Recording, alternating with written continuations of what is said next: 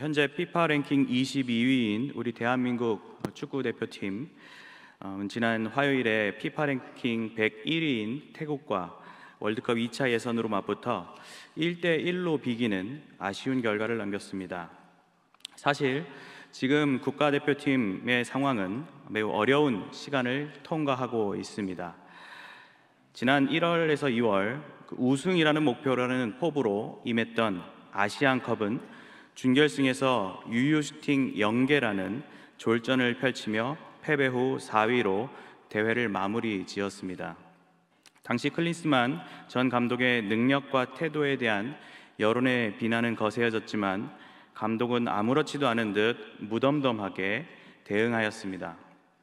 대한축구협회는 반성과 책임, 개선의 노력보다는 되려 선수 내부에 있었던 문제를 들춰내며 대표팀에 대한 인식을 안 좋게 만드는 모습을 보이기도 하였습니다. 이처럼 축구 경기만 보더라도 그라운드 위에 선수들만 축구 운영의 전부가 아니며 축구의 결과는 안팎의 여러 요소들이 작용하는 가운데 완성되어 간다는 것을 우리에게 보여줍니다. 이러한 원리는 무엇보다 성경에서 잘 나타나는데, 대표적으로 복음 전도자 바울은 다양한 요소들을 매우 조화롭게 체험하며 쓰임받았던 인물입니다. 이 시간에는 본문 속 바울이 처하였던 한 위기의 상황을 살펴보는 가운데 하나님께서 전도자를 통한 복음의 역사를 어떻게 이뤄가시는지 상고해 보고자 합니다. 첫째로, 하나님은 교회 안 성도의 용기와 섬김을 통해 복음의 일꾼을 지켜내십니다.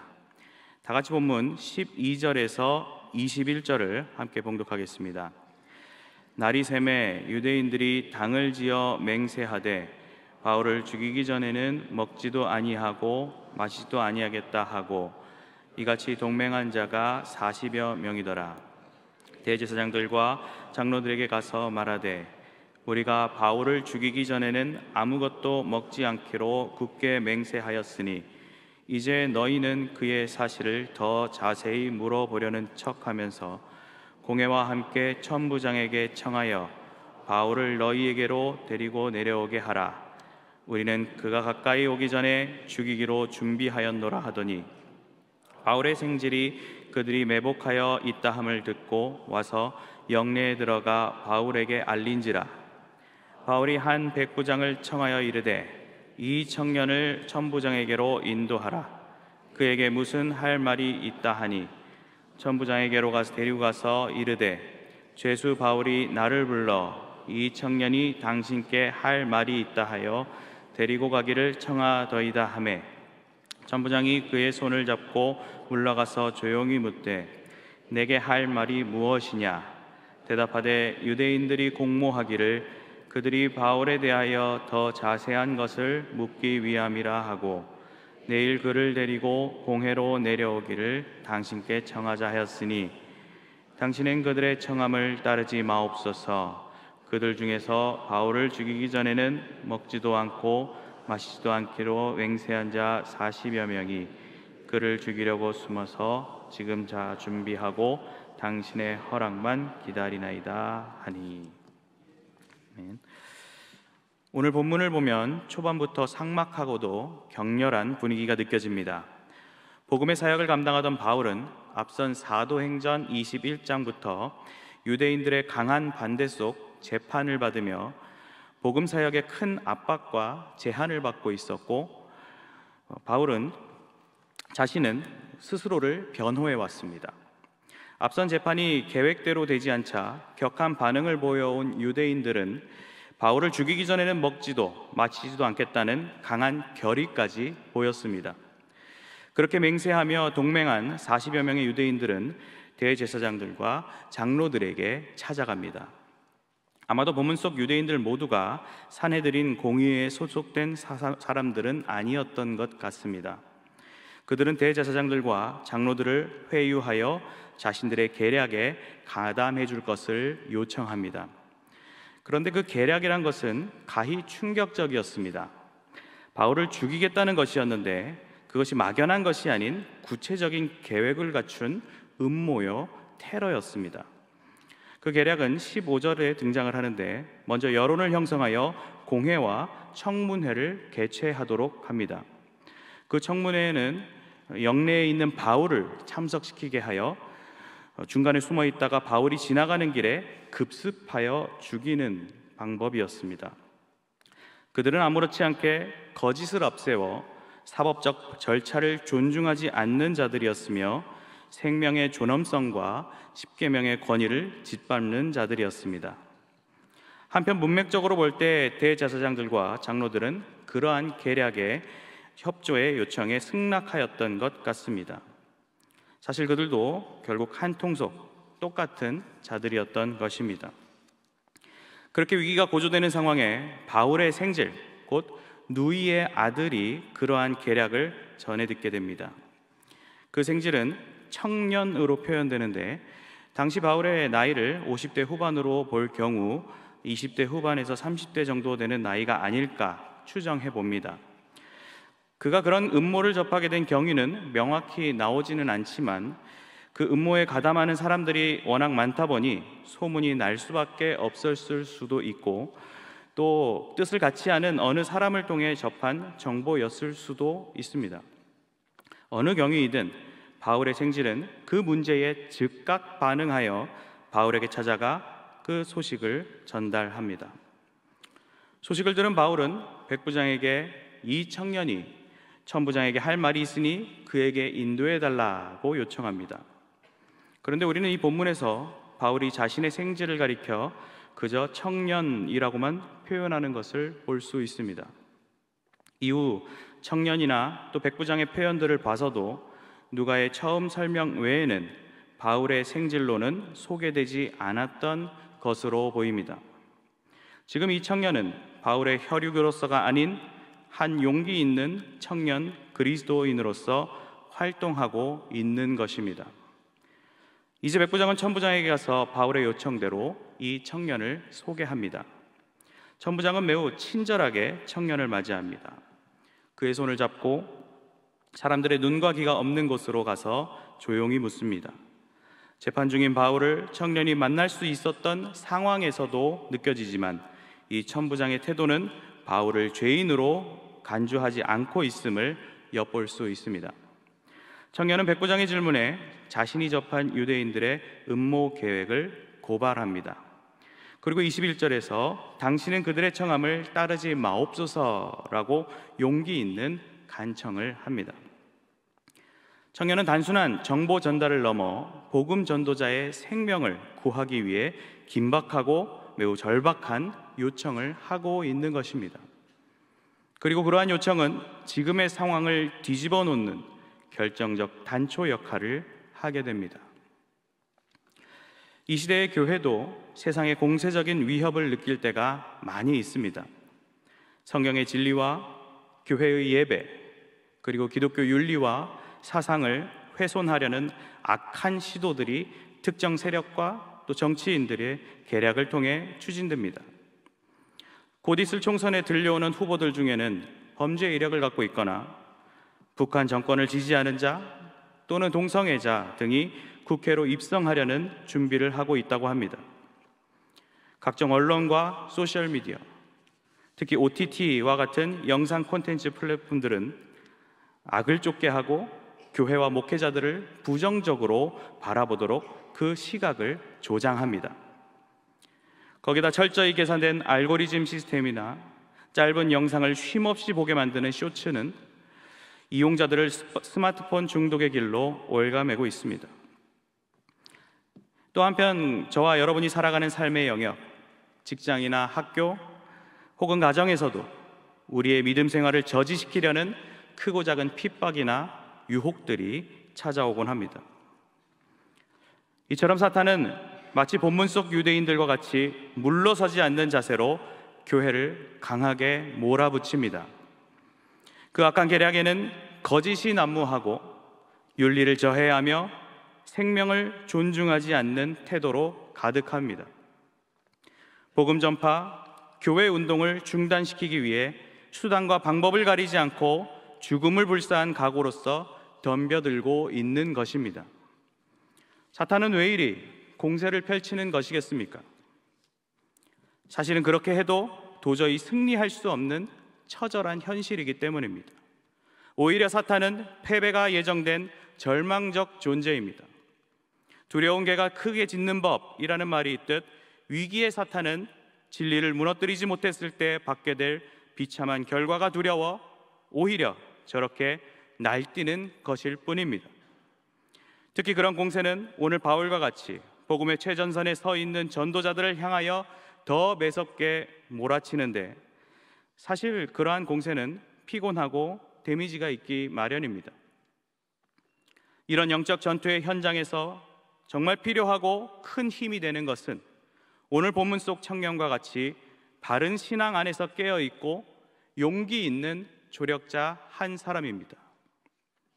즉 전도자의 생명을 위협하는 절체절명의 위기 상황에 즉시 일어나 해결코자 하는 청년의 기지가 우리 가운데 발휘되어야 하는 것입니다. 승리를 보장받은 우리에게 악인들의 공세는 그저 겉으로 비춰지는 일시적인 위협일 뿐입니다.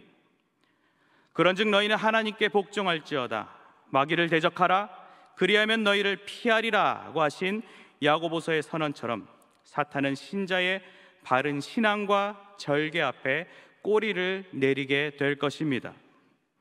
어떠한 위협 속에서도 하나님 편에 서서 복음의 전도자를 보호하고 지원하며 우리에 맡겨진 사명을 감당해 간다면 어느새 전세는 뒤집혀져 있을 것입니다.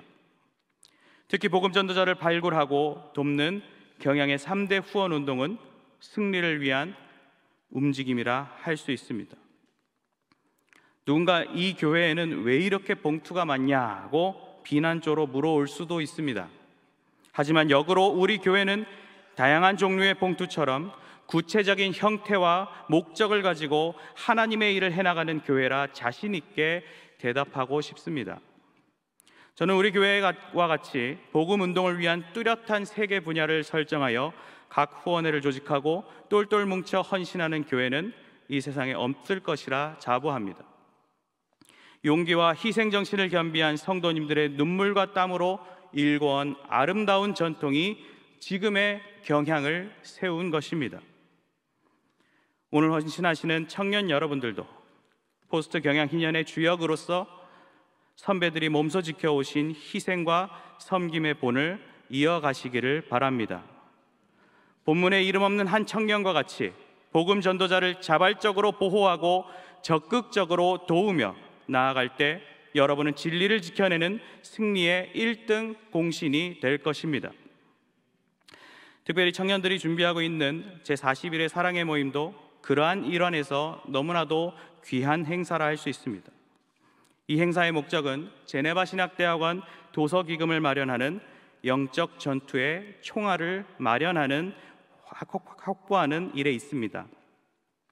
성도님들도 우리 교단의 복음 전도자를 지켜내고 지원하기 위해 또 무엇보다 우리 청년들을 격려하는 마음으로 사랑의 모임에 적극 동참해 주시어 영적 승리의 미랄이 되어 주시길 바랍니다.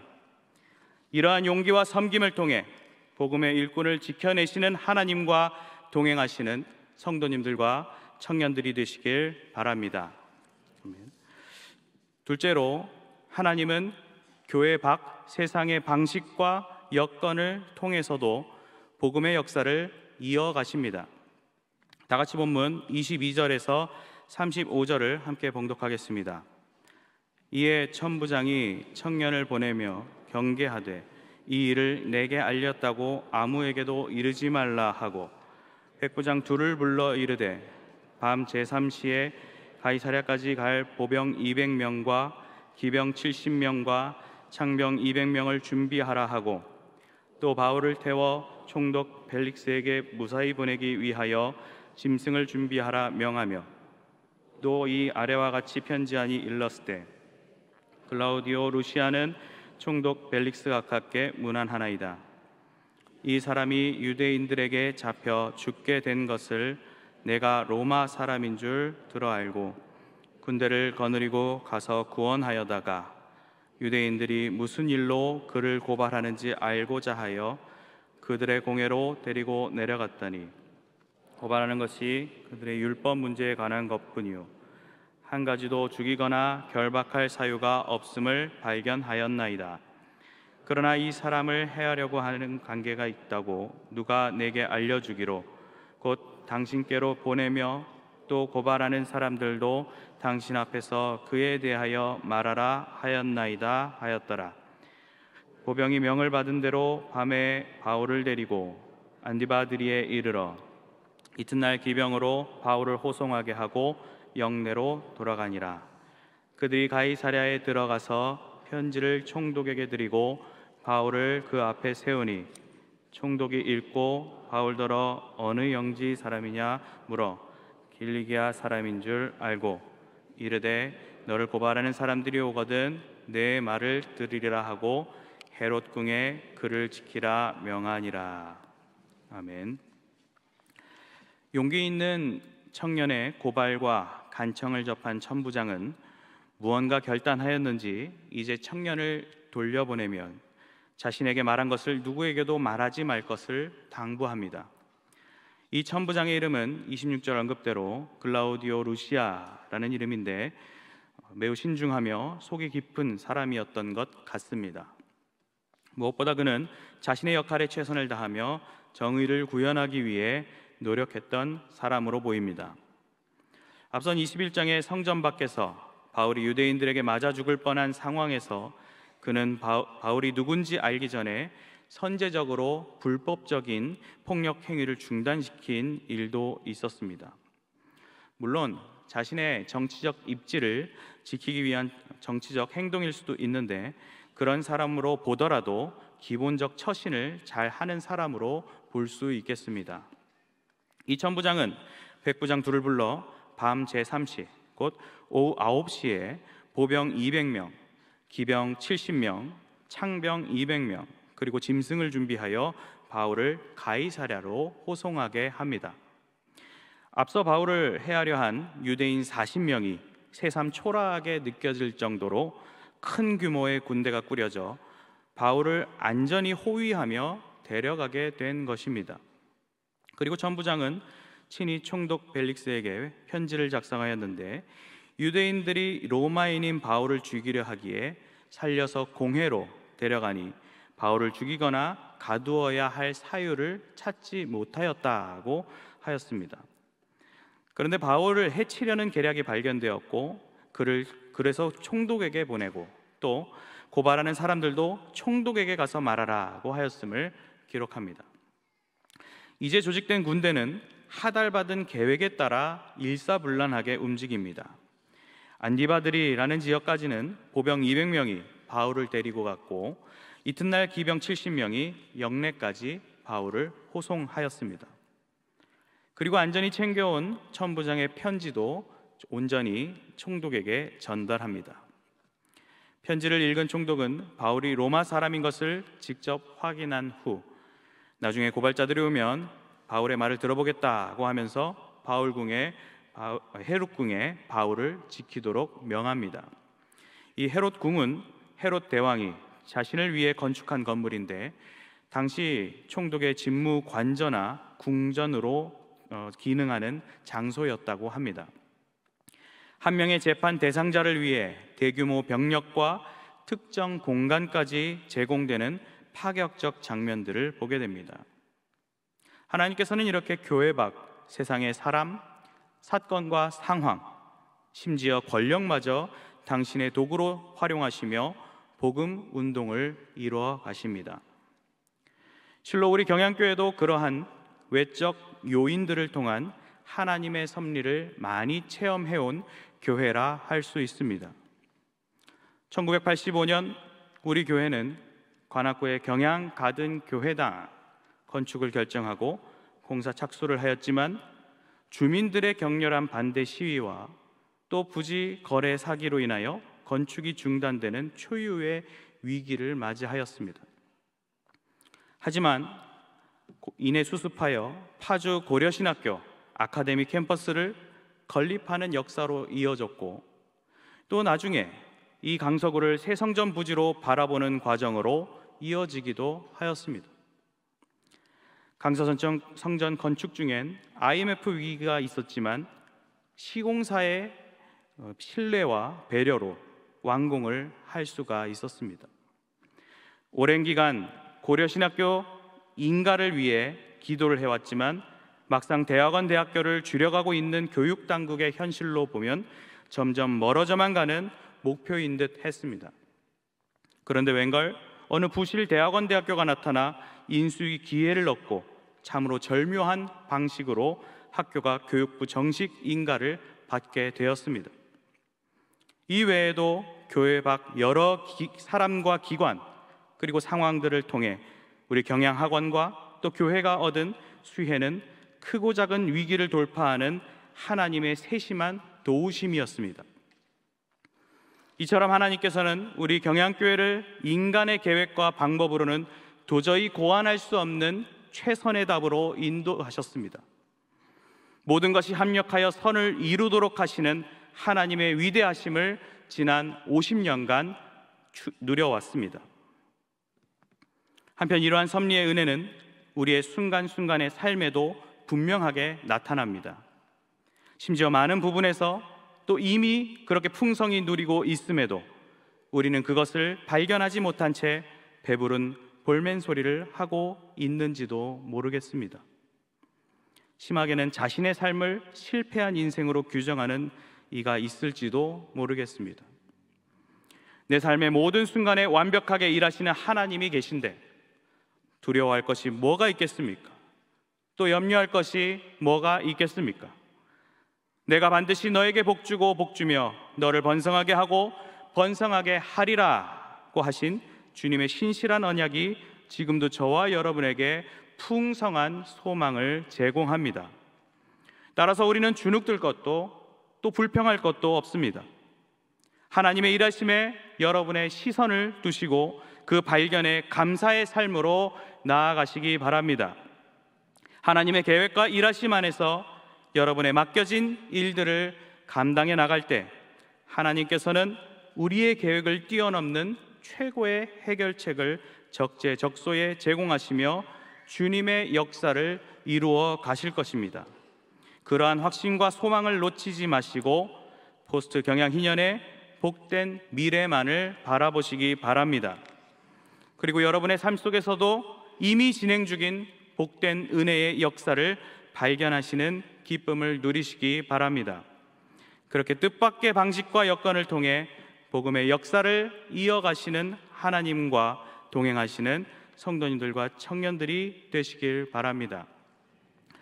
사랑하는 성도 여러분, 그리고 헌신을 다짐하시며 사랑의 모임을 준비하시는 경양의 청년 여러분, 오늘 본문 앞 11절에 보시면 본문의 사건이 있기 하루 전날 밤 주님께서 바울에게 주신 말씀이 있습니다. 주께서 바울 곁에 서서 이르시되 담대하라, 내가 예루살렘에서 나의 일을 증언한 것 같이 로마에서도 증언하여야 하리라. 하나님의 계획은 이미 로마에 있었고 바울이 당한 위기는 로마에서 복음을 전하기 위한 유의미한 발걸음이었습니다. 그러한 위기 순간에도 주님의 일꾼을 붙여주시어 복음 전도자를 지켜내셨고 통치자를 붙여주시어 복음 운동을 이어가셨습니다. 결코 쓸데없거나 헛된 시간이 아니었으며 참으로 가치 있고 고귀한 시간이었습니다. 이처럼 하나님께서는 세심한 섭리로서 최고의 답으로 인도하시고 거대한 구속 역사를 성취해 가시는 분이십니다. 하나님께서는 이사야 45장 7절에서 나는 빛도 짓고 어둠도 창조하며 나는 평안도 짓고 환난도 창조하나니 나는 여호와라, 이 모든 일들을 행하는 자니라고 하셨습니다. 각기 다른 형태 소리를 내는 악기들이 오케스트라란 이름으로 모여 놀라운 하모니를 이루고 전율과 감동을 관객들에게 선사하듯 모든 지각에 뛰어난 하나님께서는 당신의 충만함으로 우리의 모든 형편을 동원하시어 영광의 길로 이끌어 가실 것입니다. 그러한 행복의 발걸음을 걸어가시는 우리 경양의 성도님들과 청년 회원들이 되시길 주님의 이름으로 간절히 축원합니다.